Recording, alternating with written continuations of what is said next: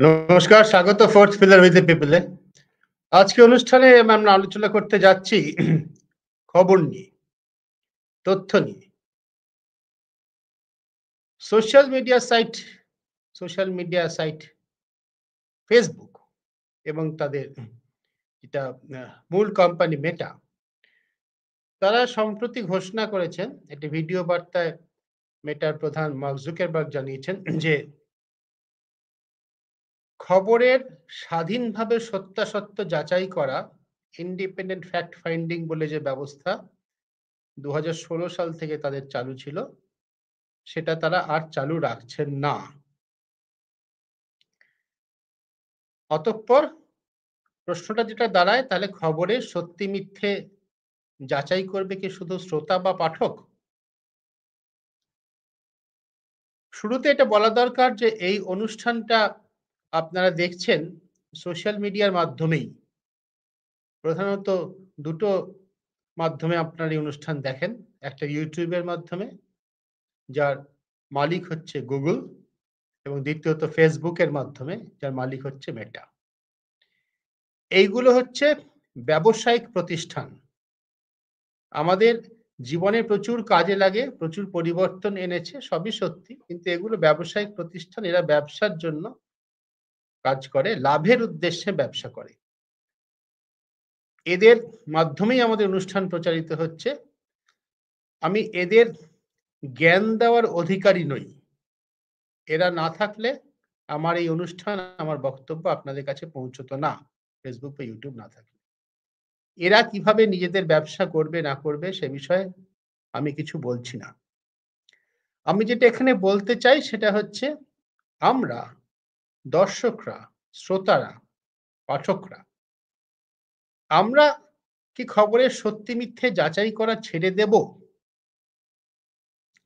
এটা খবর সম্পর্কে আমাদের যে দৃষ্টিভঙ্গি, নিউজ সম্পর্কে আপনার যে আমাদের যে ধারণা, তার প্রচুর পরিবর্তন সম্প্রতিকালে এসেছে, এটা আমরা সকলেই খুব ভালো করে জানি। এই ধারণাটা আসতে শুরু করেছে কিন্তু আজ থেকে ২০০ বছর আগে। আমি একটুখানি পিছিয়ে যাব। পিছিয়ে গিয়ে একটা বক্তব্য, একজনের একটা বক্তব্য স্ক্রিনে ফেলছি মন্তব্য হিসাবে। আপনারা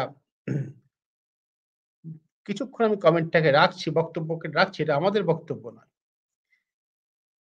এটা ঊনবিংশ শতাব্দীর গোড়ায় জার্মান দার্শনিক হেজেল, তার বক্তব্য। তিনি বলেছিলেন, "Societies become modern when news replaces religion as our central source of guidance and touchstone of authority." আলগা বাংলায় অনুবাদ করে বলা যেতে পারে যে আমাদের জীবনযাপনের নানা অভিমুখ, তা যখন খবরের দ্বারা, ধর্মের বদলে খবরের দ্বারা নির্দেশিত হয়, এবং খবরকে আমরা কর্তৃত্বের আসনে বসাই। যে কর্তৃত্বের আসনে অষ্টাদশ শতাব্দী পর্যন্ত ধর্ম ছিল, রিলিজিয়ন ছিল, তার জায়গায় আমরা যখন খবরকে বসাই, তখন একটা সমাজ আধুনিক হয়ে ওঠে। ২০০ বছর আগে জার্মান দার্শনিক হেজেলের কথা। এটাও দেখানো হয়েছে যে যেভাবে ধর্ম আচরণ দিনের একটা নির্দিষ্ট সময় নির্দিষ্টভাবে হয়। ধরা যাক, আমরা যদি ভোরবেলার ব্রেকফাস্ট নিউজ, যেটাকে এখন বলা হয় নিউজ বুলেটিন বলা হয়, ব্রেকফাস্ট নিউজ বুলেটিন বলা হয়, তার কথা যদি ধরা যায়, তার সঙ্গে তুলনা করা যায় ক্যাথলিক খ্রিস্টানদের ধর্ম আচরণ, যেটাকে ওরা মাতিন বলে। ভোরবেলা উঠে যে ধর্মীয় আচার তাদের পালন করতে হয়। ইসলামের ক্ষেত্রে বলা যেতে পারে ফজরের নামাজ, ভোরবেলা যে নামাজ পড়া হয়। হিন্দু ধর্মের ক্ষেত্রে, অন্য ধর্মের ক্ষেত্রে বলা যেতে পারে সূর্য বন্দনা, প্রাতঃকালে যে সমস্ত বন্দনা আমরা করে থাকি, হিন্দুরা করে থাকি সেগুলো। তার সঙ্গে খবরের তুলনা টানা হয়। ঠিক এইভাবে ধর্ম আচরণ যেমন জীবনের একেকটা দিনের একেকটা সময়কে আ বা সময়কে বা বা প্রাধান্য পায় সেখানে, ধর্ম সময়কে অধিকার করে থাকে আমাদের জীবনে, তেমনি নিউজ করে থাকে। একটা সমাজের আধুনিক হয়ে ওঠার লক্ষণ হিসেবে আজ থেকে ২০০ বছর আগে জার্মান দার্শনিক হেগেল একথা বলেছেন। আজকে এই কথাটা আমরা স্মরণ করছি এইজন্য যে আজকে আমাদের তথ্য এবং খবর, ইনফরমেশনই খবর নয়, ইনফরমেশন থেকেই খবর তৈরি হয়। ইনফরমেশন এবং খবর যখন আমাদের কাছে প্রবলভাবে সোশ্যাল মিডিয়া নির্ভর বন্যার মতো, স্রোতের মতো আমাদের ভাসিয়ে নিয়ে চলে যাচ্ছে প্রতি মুহূর্তে, তখন একথা স্মরণ করার প্রয়োজন আছে যে খবর জিনিসটা আমাদের জীবনে কি ছিল, কি হতে পারত, কিভাবে ভাবা হয়েছে মাত্র কিছুদিন আগে পর্যন্ত। খবর, আমরা খবর কে বলছেন তার উপর তার বিশ্বাসযোগ্যতা নির্ভর করে। রাস্তায় যখন একটা কথা আমরা শুনি, আলগা একটা কথা শুনি পথে ঘাটে চলতে, বাসে, ট্রামে, রেল স্টেশনে, চায়ের দোকানে, তখন আমরা কে বলেছে? আমরা প্রথম কথা যেটা জিজ্ঞাসা করি কে বলেছেন? যদি বিশ্বাসযোগ্য, ভরসাযোগ্য সূত্র হয় অমুকে বলেছেন, তাহলে আমরা তাকে মান্যতা দেই। আজকে বৃষ্টি হবে, কে বলেছে? হঠাৎ করে কোনো গণৎকার রাস্তায় দাঁড়িয়ে মনে করেছেন আজকে শীতকালে বৃষ্টি হওয়ার কথা নয়, মনে করেছেন আজকে বৃষ্টি হবে। তিনি বললে তো আমরা বিশ্বাস করি না। আমরা আবহাওয়া দপ্তরকে বিশ্বাস করি যারা অঙ্ক কষে অনেক তথ্য জোগাড় করে তার উপর ভিত্তি করে একটা মোটামুটি বিশ্বাসযোগ্য পূর্বাভাস দিতে পারে। হাত গোনা ভবিষ্যৎবাণীতে তো আমরা বিশ্বাস করি না। আমরা বিজ্ঞানসম্মত, যুক্তিসম্মত পূর্বাভাসে বিশ্বাস করি। খবরের এই বিশ্বাসযোগ্যতার জায়গাটা সোশ্যাল মিডিয়া অনেকটাই হরণ করে নিয়েছে। অনেকেই বলছেন যে এই যে সিদ্ধান্ত ফেসবুকের যে ইন্ডিপেন্ডেন্ট ফ্যাক্ট যাচাই করা, ফ্যাক্ট চেকিং তারা উঠিয়ে দিচ্ছেন। অনেকে এটাকে স্বাগত জানাচ্ছেন। ফেসবুক নিজে এটা কি যুক্তিতে করেছে, যুক্তিটা কিন্তু ফেলনা নয়, যুক্তিটা শোনার মতো। যুক্তিটা হচ্ছে এই যে ফ্যাক্ট চেকিং তো করে বিশেষ কিছু ব্যক্তি বা বিশেষ কিছু সংস্থা করে। তো ফ্যাক্ট চেকিং এর নামে তাদের যেটা নিজস্ব বায়াস, তাদের যেটা নিজস্ব দৃষ্টিভঙ্গির যে একদিকে ঝুঁকে পড়া পক্ষপাত, সেটা ফ্যাক্ট চেকিং এর মধ্যে চলে আসছে। এটা তো আমরা সত্যি সকলে জানি। আমরা প্রত্যেকেই তো তাই শুনতে ভালোবাসি যা আমরা বিশ্বাস করি। আমাদের ভোটের ফলাফলের পূর্বাভাস যে মেলে না বহু ক্ষেত্রে তার কারণটা তো এই। আমরা যা ভাবি, বিশ্বাস করি, যা হলে ভালো হয় বলে মনে হয়, সেই সংক্রান্ত সব আওয়াজগুলো, নয়েজ গুলো আমাদের কানের কাছে পৌঁছে আমরা সেগুলো গ্রহণ করি। বাকি যা কিছু আমাদের কানে পৌঁছচ্ছে, মস্তিষ্কে পৌঁছচ্ছে, যা আমাদের বিশ্বাসের পরিপন্থী, বিশ্বাসের উল্টো দিকে যায়, তাকে আমরা গ্রহণ করি না। এটা মানুষের স্বাভাবিক আ স্বাভাবিক তাদের সাইকোলজি, স্বাভাবিক তাদের মনের চলন। কিছু করার নেই। খবরের ক্ষেত্রেও সেরকম আমরা তাই বিশ্বাস করতে ভালোবাসি যা আমরা শুনি। সেইজন্যে আমাদের কি শোনানো হবে যা আগে ১ম এ খবরের কাগজ, পরবর্তীকালে রেডিও আসার পর বেতার মাধ্যম রেডিও, তার পরবর্তীকালে টেলিভিশন এবং বর্তমানে ইলেকট্রনিক মিডিয়ায়, তারও পরবর্তীকালে ডিজিটাল মিডিয়া, যারা দায়িত্বশীল ডিজিটাল মিডিয়া তারা তার উপর কিছু রাশ টানে সবসময়। যে কেউ যা কিছু বললেই সেটা খবর হয়ে যায় না।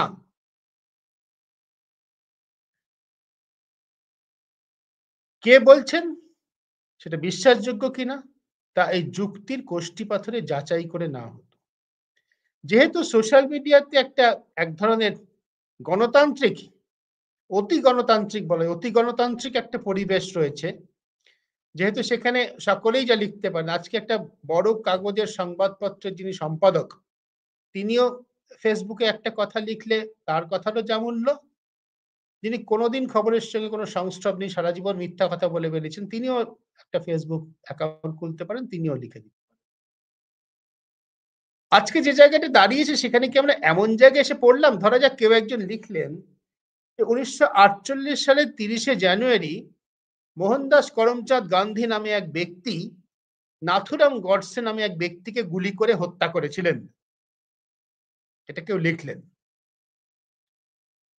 এখনকার সোশ্যাল মিডিয়ার কর্তৃপক্ষ বলছেন যে আমরা এর সত্যাসত্য যাচাই করব না, আমরা এটা ছেড়ে দেবো কনজিউমারের উপরে। তার মানে ব্যাপারটা যে দাঁড়াচ্ছে বা যা দাঁড়াতে পারে থিওরিটিক্যালি, সেটা হচ্ছে এই যে যদি কেউ লিখে দেন যে 1948 সালের 30শে জানুয়ারি মোহনদাস করমচাঁদ গান্ধী নামে এক ব্যক্তি নাথুরাম গডসে নামে এক ব্যক্তিকে গুলি করে খুন করেছিলেন, এবং সেটা অধিকাংশ মানুষ সেটাই বিশ্বাস করে, সেটাই ঠিক বলে মনে করে, তাহলে কি আস্তে আস্তে সেটাই সত্যের মর্যাদা পেয়ে যাবে? গডসে গান্ধীকে মারেননি, গান্ধী গডসেকে মেরেছেন। এই আখ্যানটাই কি মানুষ বিশ্বাস করবে? এটাই কি সত্য হয়ে দাঁড়াবে? এর উত্তর আমার কাছে জানা নেই। উত্তর দেওয়ার জন্য আমি আপনাদের সঙ্গে আজকে এই আলোচনায় বসিনি। উত্তর আমার জানা নেই। কিন্তু প্রশ্নটা অত্যন্ত গুরুত্বপূর্ণ।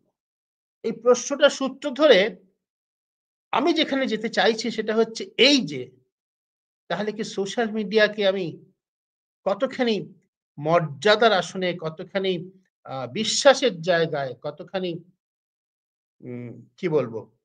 যেটাকে বলা যেতে পারে কতখানি আ যাকে আমি মনোপ্রাণ দিয়ে বিশ্বাস করি সেই আসনে বসাবো। এ প্রসঙ্গে একটা বিশেষ একটা নিউজ হাউসের উল্লেখ আমি করছি। খবরের একটা প্রতিষ্ঠানের উল্লেখ আমি করছি। যার নাম হচ্ছে বিবিসি, ব্রিটিশ ব্রডকাস্টিং কর্পোরেশন। তার প্রাচীন গরিমা অনেকটাই ক্ষয় আ পেয়েছে, অনেকটা হয়তো হারিয়েও গিয়েছে। কিন্তু অনেকটা এখনো আছেও।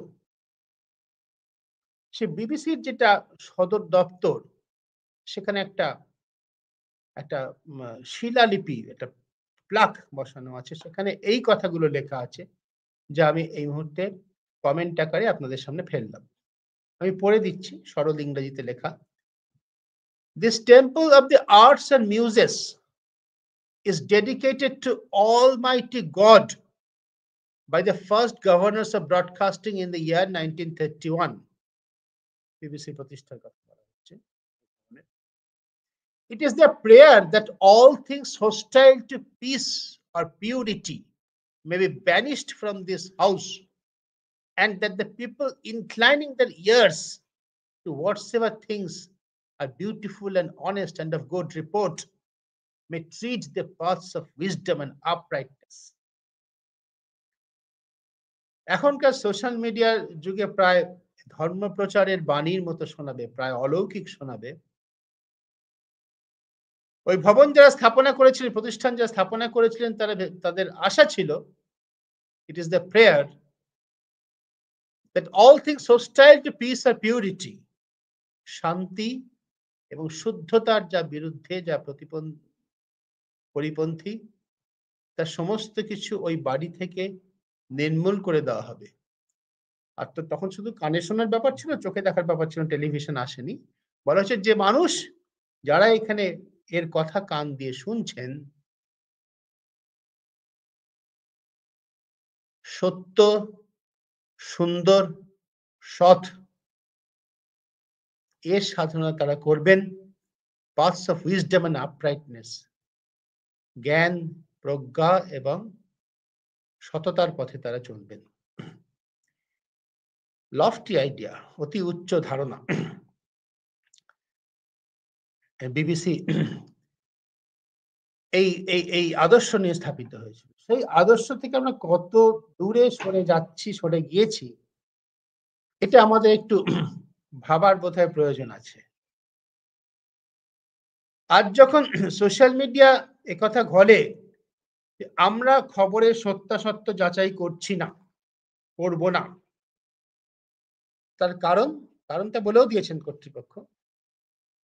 সেই সত্যাসত্য যাচাইয়ের নামে অন্যদের বায়াস চলে আসছে। যে কথা বলেছেন জুকারবার্গ নিজে, সেটা হচ্ছে এই যে, I hope most rational people are asking themselves why removing fact checking is necessary for the speech and expression.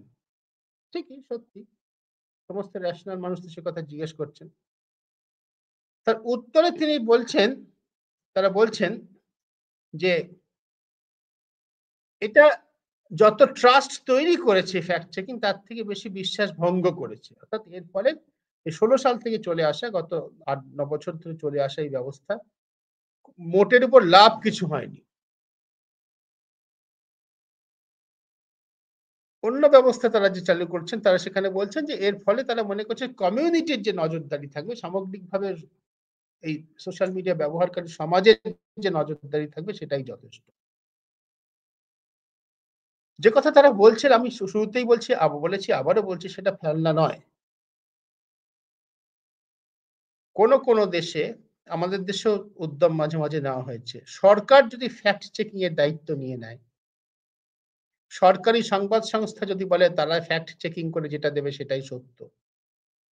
তাহলে নিউজের স্বার্থ কতটা রক্ষিত হয়, যে খবরের কর্তব্য মানুষের কাছে সঠিক তথ্য পরিবেশন করা, মানুষের কাজে লাগবে এমন তথ্য পরিবেশন করা, বিকৃত না করা, সব তথ্য চেপে না রাখা।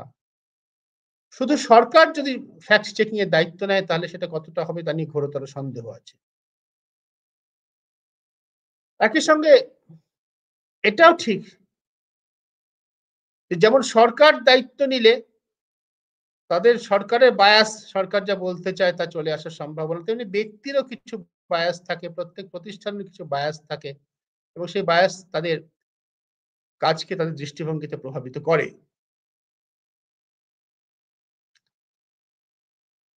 কিন্তু মোটের উপর ফ্যাক্ট চেকিং থাকবে কি থাকবে না এই প্রশ্নটার উত্তর যদি আমরা এই আমাদের অনুষ্ঠানে এই পর্বে এসে এর উত্তরটা খোঁজার চেষ্টা করি, থাকা উচিত কি উচিত নয়, তাহলে আমাদের আমার এবং fourth pillar we the people এর দ্বিধাহীন উত্তর হচ্ছে থাকা উচিত। যে কারণে আমি যখন অসুস্থ হয়ে পড়ি তখন আমি ওষুধের বিজ্ঞাপন দেখে ওষুধ না খেয়ে ডাক্তারের কাছে যাই, ডাক্তারকে আলাদা একটা ফি দেই, তার বিনিময়ে ঠিক করি যে ডাক্তার যে বলে দেন সেই ওষুধটা খাবো। ঠিক একই কারণে খবরের ক্ষেত্রে ফ্যাক্ট চেকিং থাকা উচিত।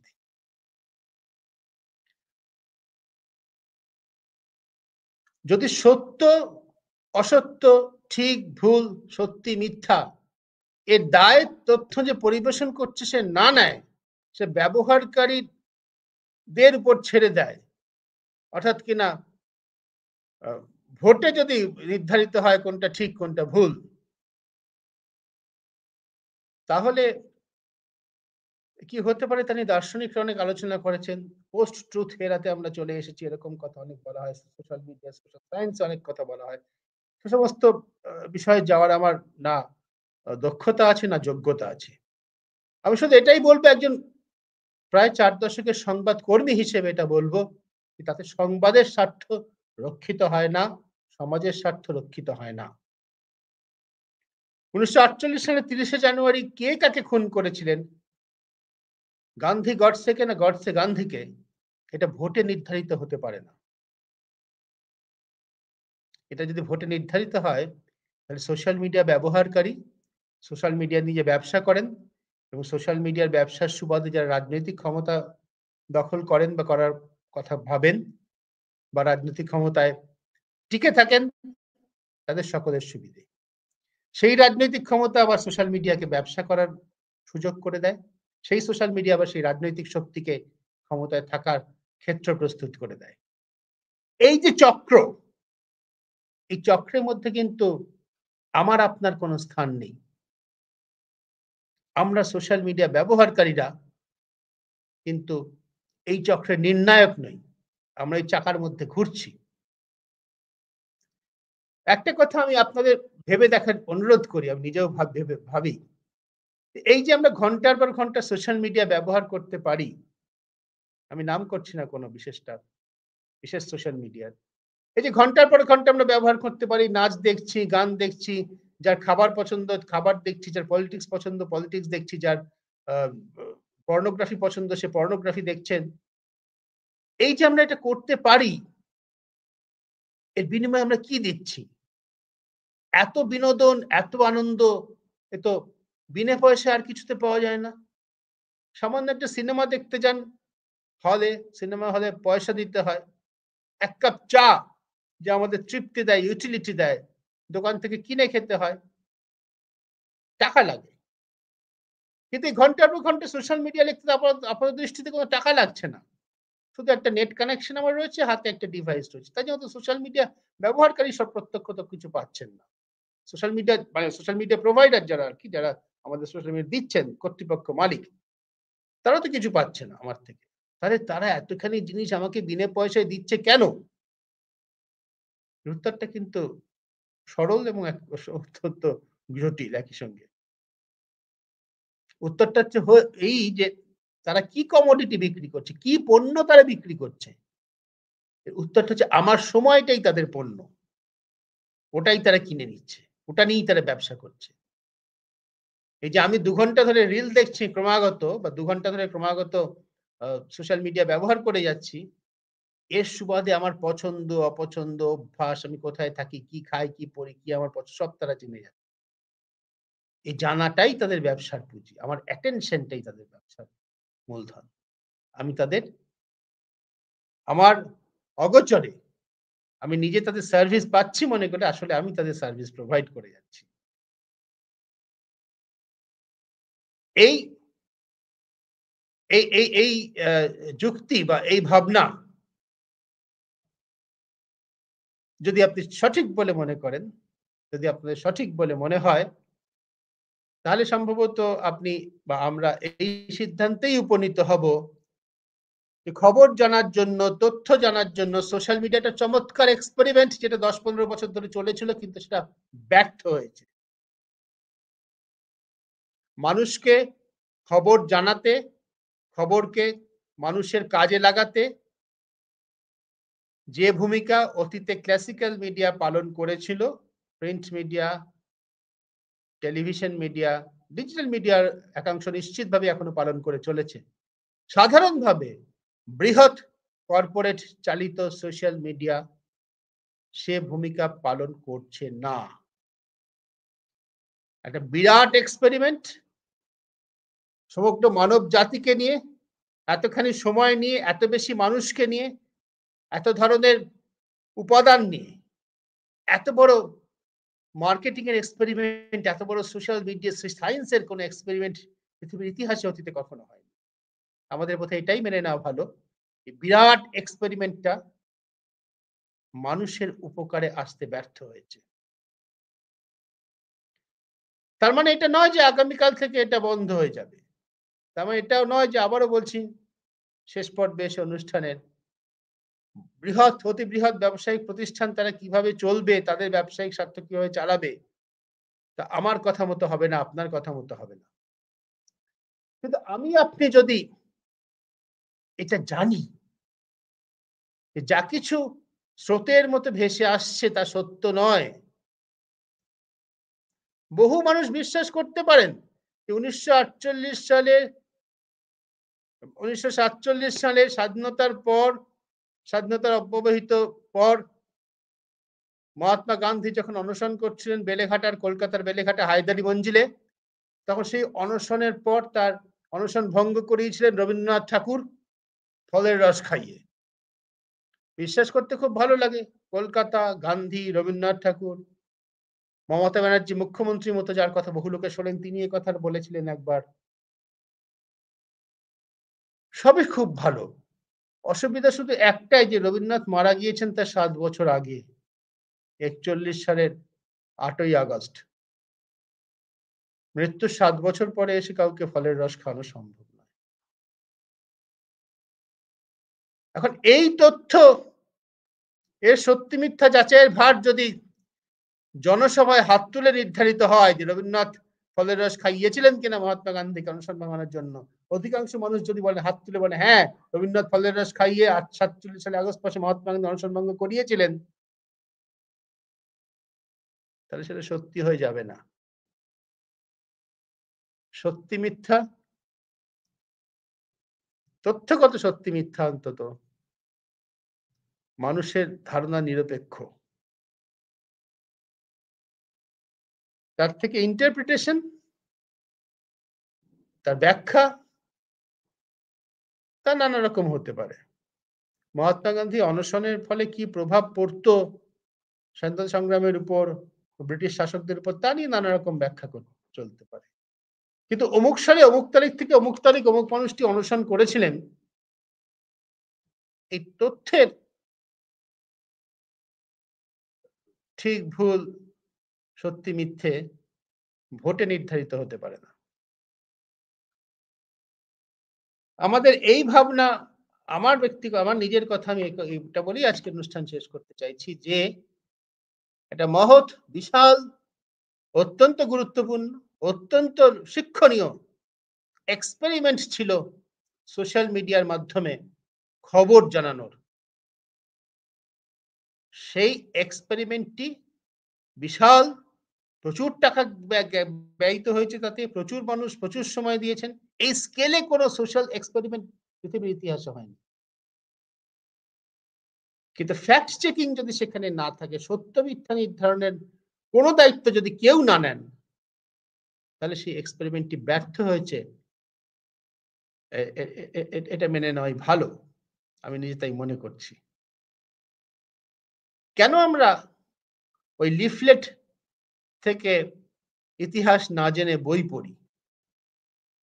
তার কারণ একটা বই একজন লিখেছেন, অনেকে দেখেছেন, পড়েছেন, তাতে ভুল থাকলে প্রতিবাদ করেছেন, সংশোধিত হয়েছে। কেন আমরা সংবাদপত্রকে বেশি বিশ্বাস করি এখনো হোয়াটসঅ্যাপ একটা মেসেজের?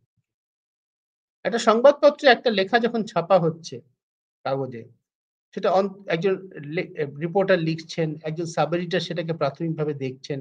বড় খবর হলে তারা উচ্চতর পদাধিকারী কেউ দেখছেন।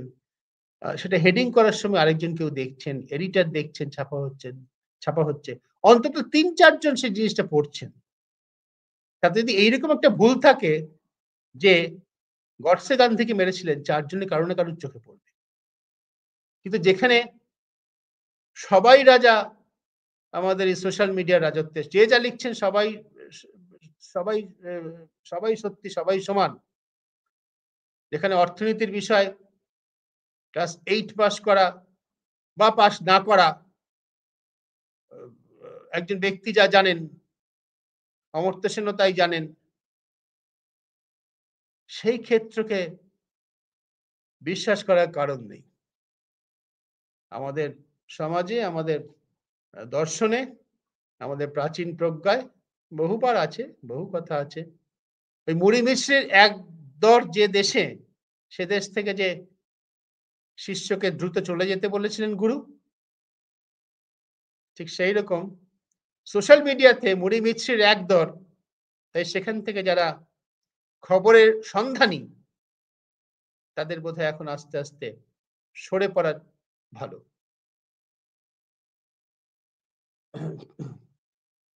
আমি আজকে দর্শকদের সঙ্গে কথা বলবো বলে ঠিক করেছি। আপনাদের বক্তব্য, প্রশ্ন, তাদের জবাব দেব। দেবব্রত হালদার বলছেন, বর্তমান প্রজন্ম যেটা সামনে দেখে বিশ্বাস করে, কিন্তু তারা দেখে না এই খবরটা উগ্র বামপন্থী মিডিয়া চুপিসারে করছে না অন্য কেউ। দেখাই যাচ্ছে এই প্রবণতা প্রবলভাবে বেড়ে গিয়েছে। সঠিক। শুধু উগ্র বামপন্থী মিডিয়া কেন, উগ্র বামপন্থী হতো উগ্র ডানপন্থী, উগ্র উঁচুপন্থী, উগ্র নিচুপন্থী, উগ্র সামনেপন্থী, উগ্র পিছনেপন্থী, সবাই করতে পারে। করছে না বটে সাধ্যমতো। যার অ্যাক্সেস বেশি, যার ক্ষমতা বেশি, যে যত বেশি অ্যাকাউন্ট তৈরি করতে পেরেছে, ফেক হোক, জালি হোক, ভুয়ো হোক, না হোক, তার তত প্রভাব বেশি। একজন রাজনৈতিক নেতা কি বলেননি যে আমাদের ৩ কোটি অ্যাকাউন্ট আছে, আমরা যা বলবো তাই মানুষ বিশ্বাস করবে? তিনি তো বামপন্থী নন, উগ্র বামপন্থী নন।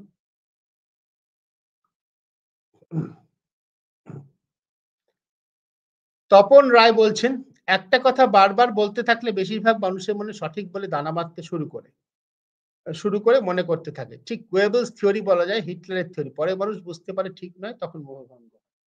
হ্যাঁ, বারবার শুধু বলা না, বহু লোকে যদি বলেন, বহু জায়গা থেকে যদি বলেন, তাহলে ক্রমাগত সেটা কিছু মানুষ বিশ্বাস করতে থাকেন বটেই। সেই জন্যই তো তথ্য যাচাইয়ের উপায় আছে। সেই জন্যই তো বলছি যে অর্থনীতির পক্ষে কোনটা ঠিক কোনটা ভুল, ডিমনিটাইজেশন ঠিক ছিল কি ভুল ছিল, এটা এখন প্রমাণ হয়ে গিয়েছে। ডিমনিটাইজেশন আমাদের দেশে, ডিমনিটাইজেশন যদি কোনো সফল ইকোনমিক এক্সপেরিমেন্ট হতো, যা 2016 সালে ক্ষমতায় আসার ২ বছর পর কেন্দ্রীয় সরকার করেছিল, নরেন্দ্র মোদী একার বুদ্ধিতে করেছিলেন প্রধানত। তা যদি কোনো সফল হতো, তাহলে বিজেপি তা নিয়ে বারবার প্রচার করত। কিন্তু আপনারা লক্ষ্য করেছেন নিশ্চয়ই যে ২০১৯ সালের লোকসভা নির্বাচন বা কোনো নির্বাচনই তারপরে কখনো ডিমনিটাইজেশন সম্পর্কে কোনো উল্লেখ তারা করে না। তার কারণ ওটা যে ভুল সিদ্ধান্ত সেটা তারা বুঝতে পেরেছে, তাই তারা উল্লেখ আর করে না। কিন্তু খবরে একথা বলার প্রয়োজন রয়েছে যে ডিমনিটাইজেশন করা উচিত কি উচিত নয়, সেটি যদি বিশেষজ্ঞ অর্থনীতিবিদরা বসে আলোচনা করে করেন, তাহলে তার সাফল্যের সম্ভাবনা বেশি। অর্থনীতি বিষয়ে কোনো জ্ঞান নেই এমন ব্যক্তি যদি মনে করেন যে তার ইচ্ছামতো তিনি মনে করছেন এর ফলে সব সমস্যার সমাধান হয়ে যাবে, তাহলে হয় না। সেখানেই স্পেসিফিক ডোমেইন নলেজ এর গুরুত্ব। সেইজন্যই আমরা ডাক্তার দেখাতে যাই। সেইজন্য আমরা রোগ হলে বাজারে গিয়ে সবজি বিক্রেতাকে জিজ্ঞাসা করি না কি খাবো?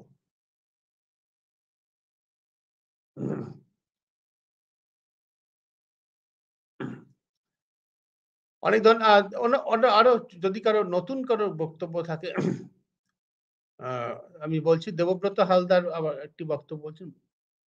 ঠিক তুমি ত্রিপুরা দেখুন দেবব্রত বাবু আপনাকে বলছি আপনি আশা করি শুনছেন আরকি।